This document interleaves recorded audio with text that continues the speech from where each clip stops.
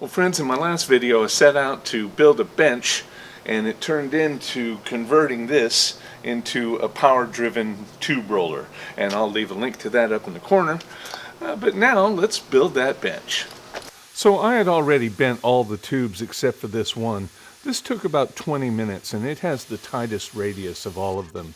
All the others took less time.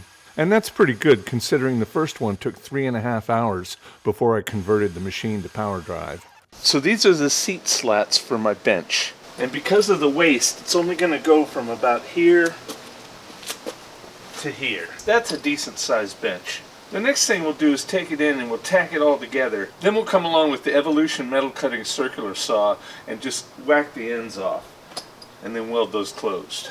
And because the bench is too small to hold all these pieces, we're going to have to clamp them all down to it. Once I got them all to lay flat on the bench, I installed some 1/2-inch spacers. These spacers and clamps are the way that I'll stretch the arcs into being perfectly parallel to one another. Next, I made 3 trapezoids from 1-inch square tubing and welded them onto another piece of the 1x2-inch. That'll be a foot for the leg. This line is where I'm going to cut it off, but I want to tack it together out here first. If you look closely, I've got all the arcs sandwiched between 2 pieces of 1-inch square tubing to bring them all onto the same plane. Then we'll weld the legs on. Even with all this prep and clamping, this still isn't completely flat. I'm going to have to get some more clamps on it. The interesting thing about something with 3 legs is it's not going to rock no matter where you put it, but I'd still like things to be square just the same. Now this piece is the same arc as this one, but it's too short, so I'm not going to use it as the seat. But what I am going to do is use it as a kind of a brace here somewhere, just to stiffen up those legs. And I think I'll make it a footrest, maybe 4 inches off the ground. So I put some clamps on the legs to keep the elevation uniform.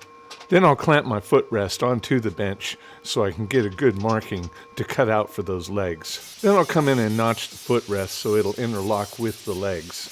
Finally, we'll come in and clamp the footrest onto the legs and weld it in place. And I did not get any good footage of that, but it was just a little bit of welding. Now all we got to do is trim these ends because all that was scrap. And a really good way to do that is with this, the Evolution metal cutting circular saw. When a tool is designed really well, I don't mind saying so.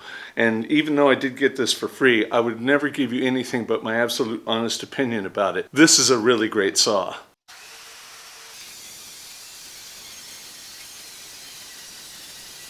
I might have got a better cut on the other end if I'd supported it.